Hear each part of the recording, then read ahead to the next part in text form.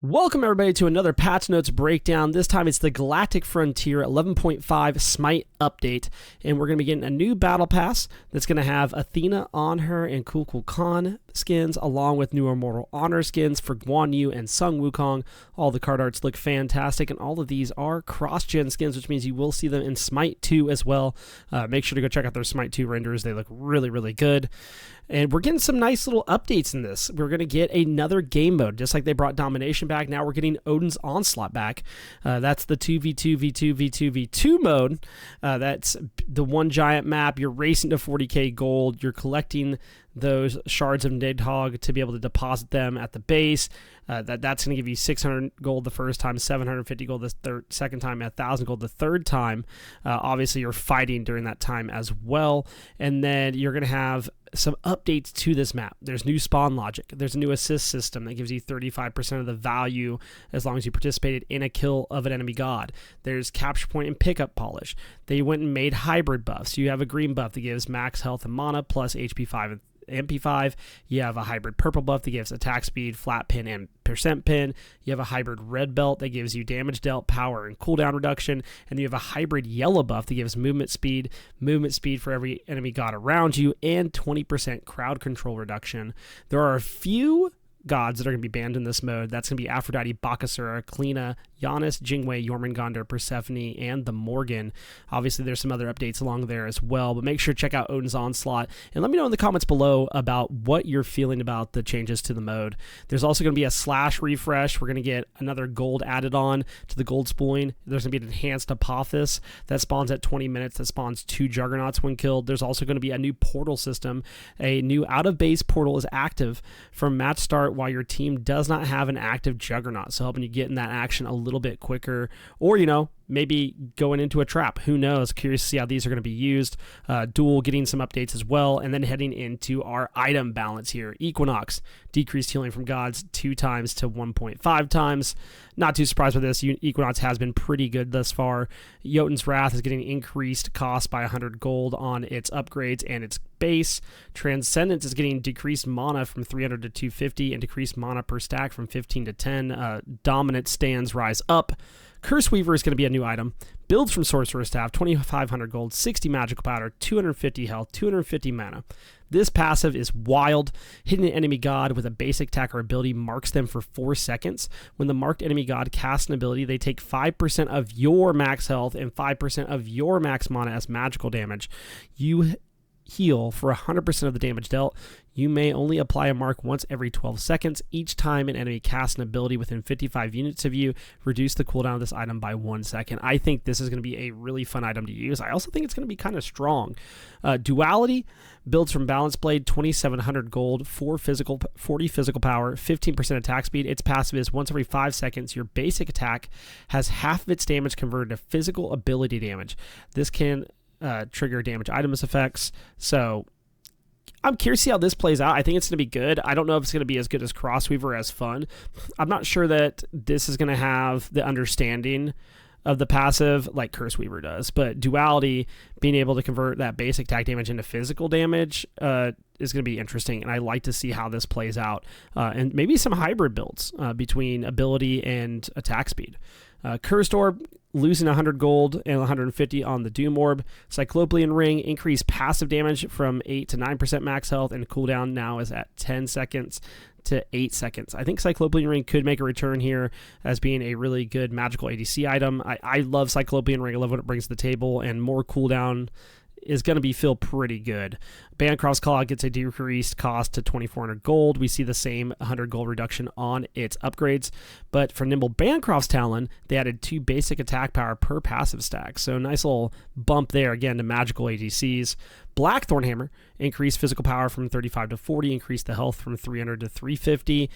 I'm not so sure Blackthorn Hammer feels as good as the other hammers. You have Runeforge and Frostbound that have been pretty dominant as of late, and I would think that still stays the same here. Warding Sigil and its upgrades are getting removed health. They're adding magical power and then increasing the physical procs on all of them. Sigil the Old Guard is getting increased healing now at 2% of your max health, and Infused Sigil is getting increased of both prots and the magical power instead. God balance, Bologna has been absolutely dominant, crushing the Qs. I have seen this god way too much. I'm sure all of you have as well.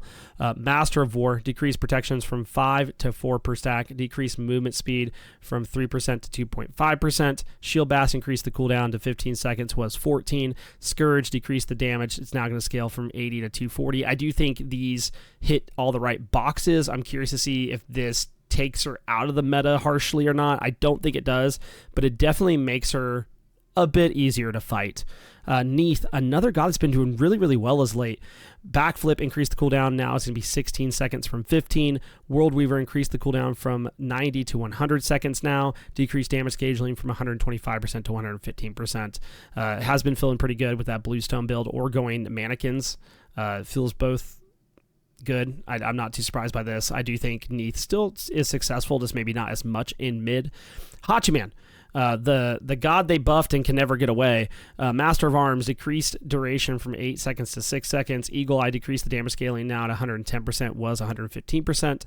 Cooldown is now going to scale from 14 to 10 seconds. Heavenly Banner decreased the damage. Now scales 90 to 310. Honestly, Eagle Eye change is good. Master of Arms change is probably the best nerf to Hachiman to kind of, force him out of the dual lane meta, and I think it's a good change. Guan Yu, increase base physical prots, now at 23.8. Warrior's Will, they're going to increase the mana cost. It's 50 at all ranks now. Talo Assault is going to have decreased mana cost, scaling 55 to 75 now. And Cavalry Charge, they're going to increase the damage, now scales 85 to 185. I'm excited about Guan Yu changes. I think he wants to be in the meta. He kind of fits what a lot of teams want, but he's just not quite there. And none of these are crazy buffs, but it's these nice little, check the boxes of things to try and see how it goes. And I think this could make him a little bit more viable, especially in the early game with the decreased mana cost. Serket, a god I'm always terrified to see buffed. Increased base health now at 580. Increased health per level to 80. Ambush, they are going to increase the range by 10 units. And Last Breath, they're going to increase the damage scaling to 130%, which I think is pretty significant here for Serket. And will feel pretty good. Can't be bad for sure. Terra, Crushing Earth decreased mana cost now 50 to scaling to 70. Monolith increased health per tick 4 scaling to 20. Earth and Fury decreased cooldown from 90 at all ranks, now scales from 90 to 70 seconds. Terra could be a menace. I think she was already getting better from the quality of life change in 11.3. I think this just makes her better, and I know people that play support that like to play her. Merlin increased damage on Overload, now at 20, increased damage scaling to 20%. Radiate decreased the cooldown to 14, scaling to 12 seconds. Dragonfire decreased the cooldowns 16 to 14 seconds now. Merlin needed some love. Like to see it just on the flame stance, see how it goes.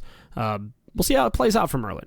Kukulane decreased the time to transform to 2 seconds, increased shield health to 10 plus 15 per level, now 20 plus 20 per level. Ground Slam increased the root duration, now goes from 1 to 1.4 seconds. Vent Anger, it increased the movement speed to now 5, scaling to 9%. These are all Kukulane changes that are good. He is going to be back, baby. Medusa increased the movement speed to 375. Acid Sprays increased the damage from 105 to 325.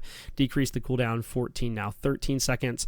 Medusa is one of those ability hunters that just kind of felt weird, and I think this actually makes her where people are going to want to play her. Maui increased mark range on his one. Master Fisherman removed the self slow and increased the vortex strength by 15%. Mystical Alua decreased the cooldown from 12 scaling to 10 seconds. Landfall decreased the cooldown to 90 seconds at all ranks. Love seeing Maui get played. We're going to see more of him for sure. Ymir, Glacier Strike, he may now rotate during the pre-fire of this ability. Hera, Royal Assault, double hit area increased by 50%. That's crazy. Osiris, Spirit Flail, this ability can now cast inside of walls. Oleron getting a ton of love here. Increased the critical strike chance to 100%. Increased damage from critical strikes to 40%. Power requirement is now at 12.